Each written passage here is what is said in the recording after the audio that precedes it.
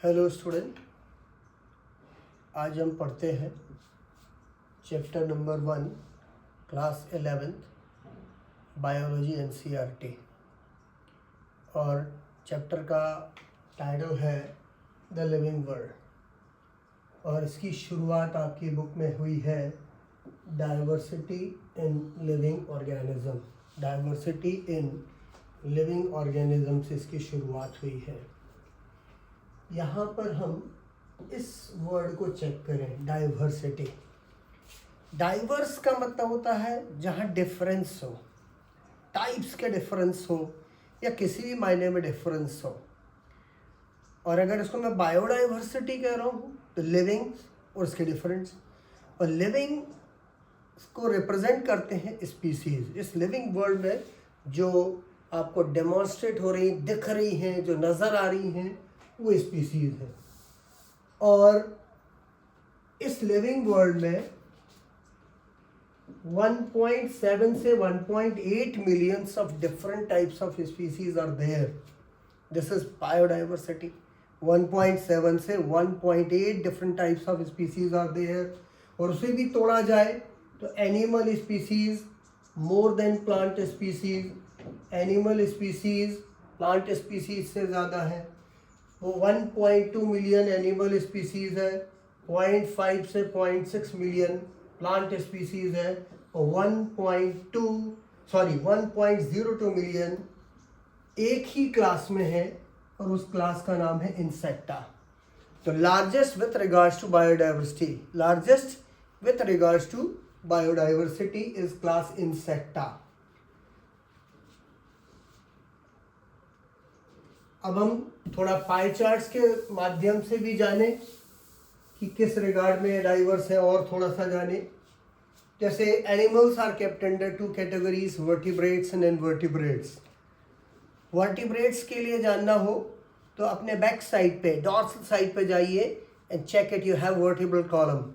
तो those have vertebral column, they are vertebrate, and those don't, they are called invertebrate. अब देखें invertebrate vertebrate में ये ज़्यादा है, ये इनसे कम। और इनवर्टिब्रेट में आप सबसे ज़्यादा देख रहे हैं क्या आया हुआ है, इंसेक्टा क्लास पड़ी हुई है। Insecta class is richest in biodiversity. और यहाँ पर अगर आ जाते हैं वर्टिब्रेट में तो फिशेस जो है अप्रॉक्सीमेट 50% पार्ट कवर करें, यानी वर्टिब्रेट्स में रिचेस्ट है फिश, सबसे ज़्यादा फिशेस की स्पीसीज हैं, 50% अराउंड। आगे बढ़ा जाए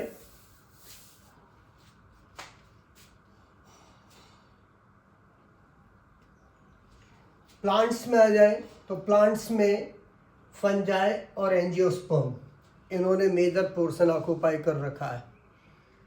थोड़ा सा ऐसा लगता है एनसीईआरटी अभी अपग्रेडेड नहीं हुई है।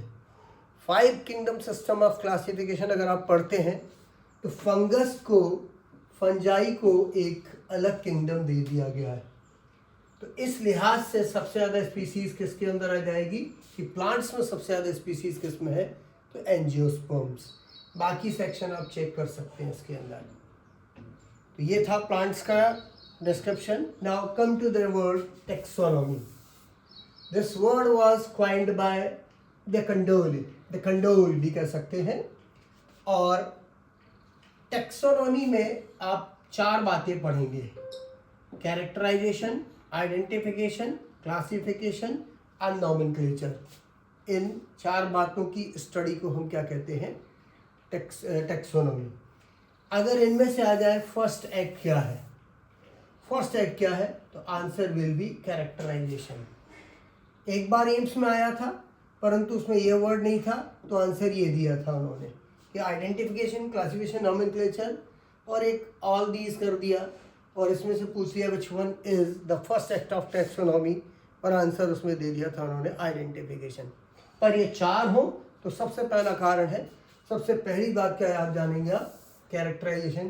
क्योंकि जब आप कैरेक्टर जान लेंगे तभी तो बता पाएंगे, तभी तो ऑर्गेनिज्म को आइडेंटिफाई कर पाएंगे, फिर उसे क्लासीफाई कर पाएंगे, और फिर एक सूटेबल नेम होगा वो जान पाएंगे, या नया है तो नाम दे पाएंगे। इसके बाद आती है सिस्टमैटिक्स। टर्म सिस्टमैटिक्स लीनियस ने दिया, सिस्टमैटिक्स टर्म किसका है? It was given by Linnaeus, और इनकी बुक एक है सिस्टमा नेचरे, इससे ये बुक से लिया गया है। इस बुक के अंदर इन्होंने वेरियस वर्क किया। फिर आ जाते हैं कि टेक्सोनॉमी में अगर हम एवोल्यूशनरी हिस्ट्री या फाइलोजेनी जोड़ दें, बार बार कह रहा हूँ phylogeny pre medical question, phylogeny means evolutionary history.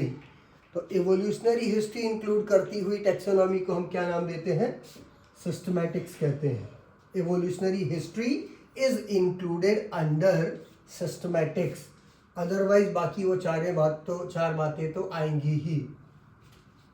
फिर आते हैं थोड़ा सा लीनियस के बारे में भी जाने।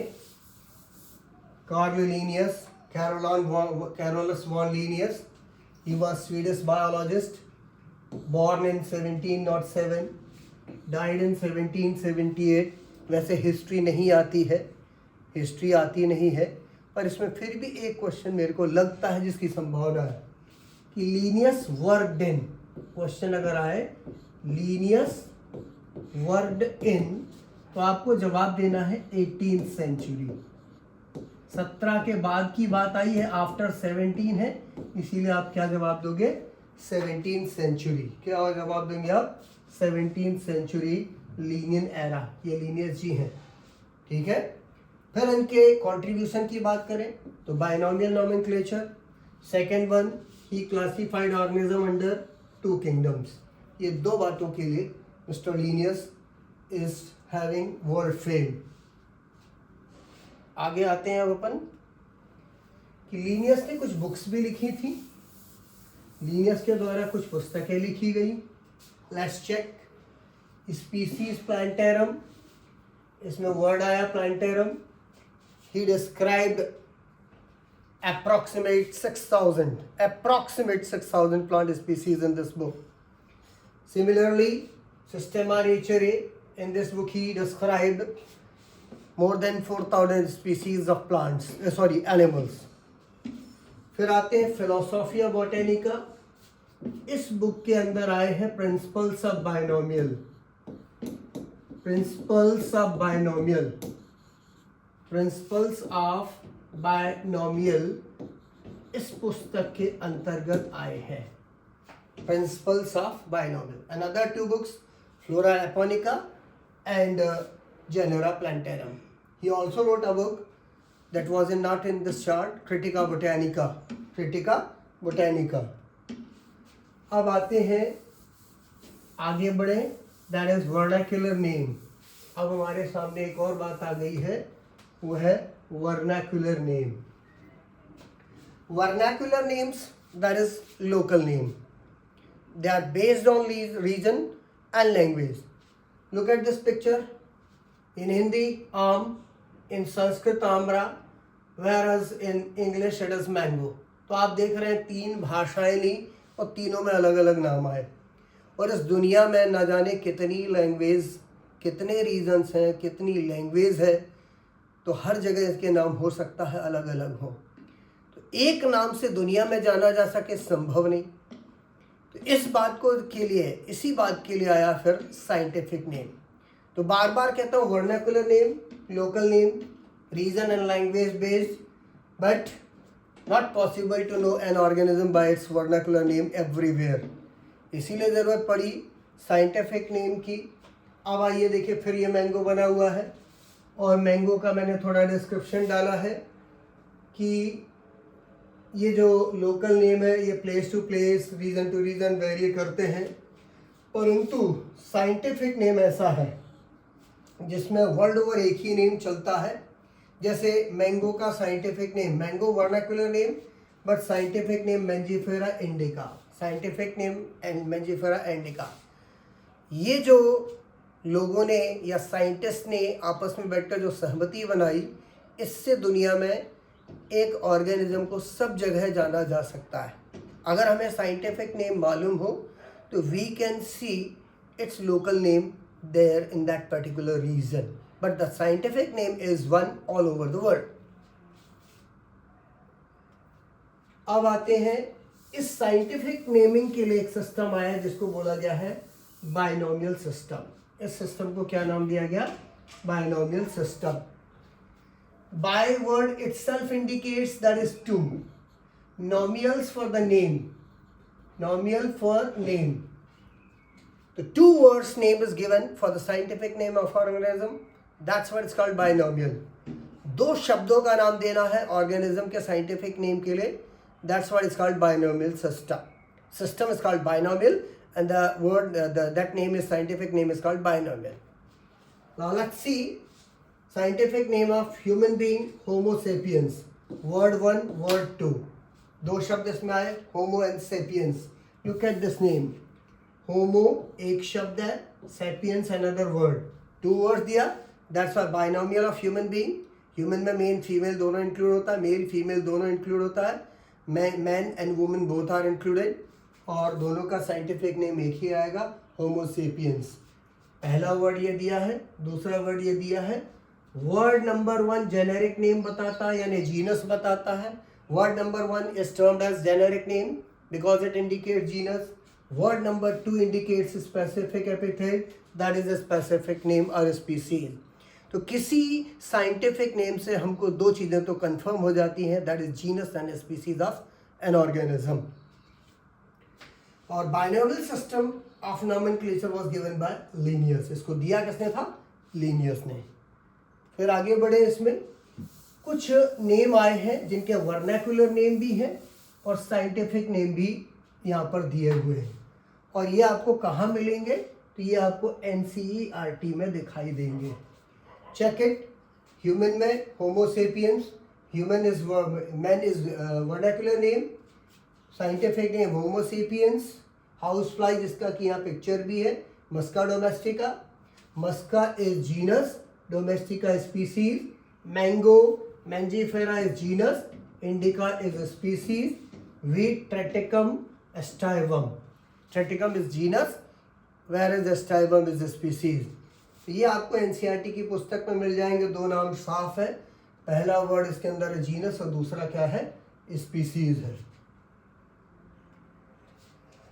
फिर आते हैं अपन कुछ यूनिवर्सल रूल्स हैं जो आपको NCERT की पुस्तक में भी दिए हैं, उन्हीं को थोड़ा एलेबोरेट करते हुए दिया है मैंने. तो बायोलॉजिकल नेम्स जो है दे आर इन लैटिन. अब सवाल आता है इतनी भाषा है, लैटिन क्यों चूज किया? तो binomials are in Latin language. Latin is dead language. That is, no work is going on this language now.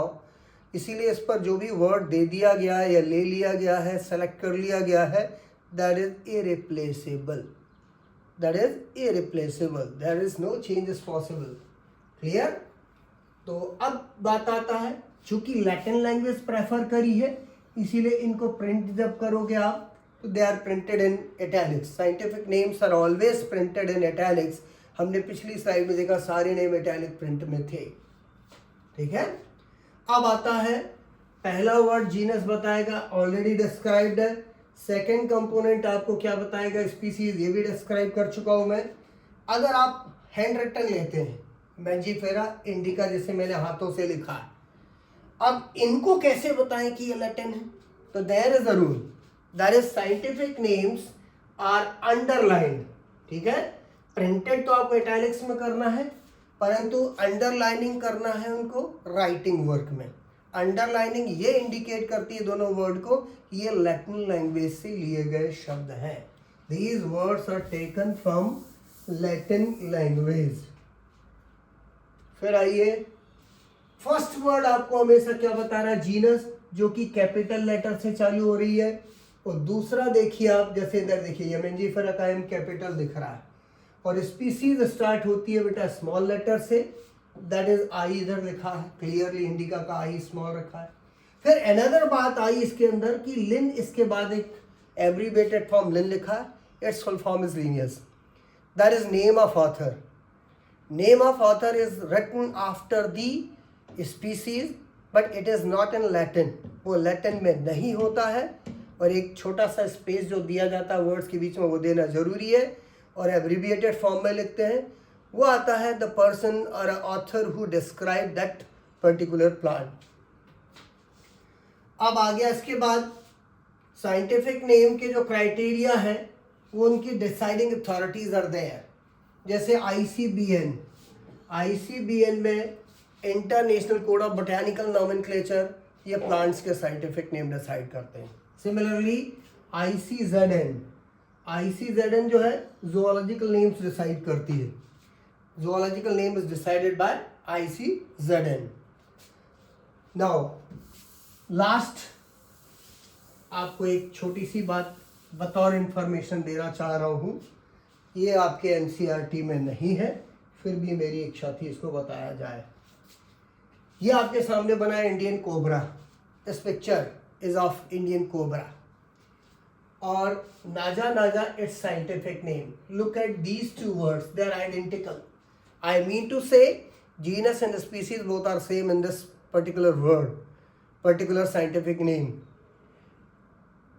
If genus and species are identical, that is same words are used, they are called tautonyms. They are called tautonyms. उनको क्या कहा जाता है? Tautonyms. फिर finally these are not recognized in botany. zoology में applicable है, botany में applicable नहीं है। ऐसे आपको कुछ और नाम होंगे, जैसे रेटस भी आपने सुना होगा, वो भी एक टॉटोनिम ही है। Thank you.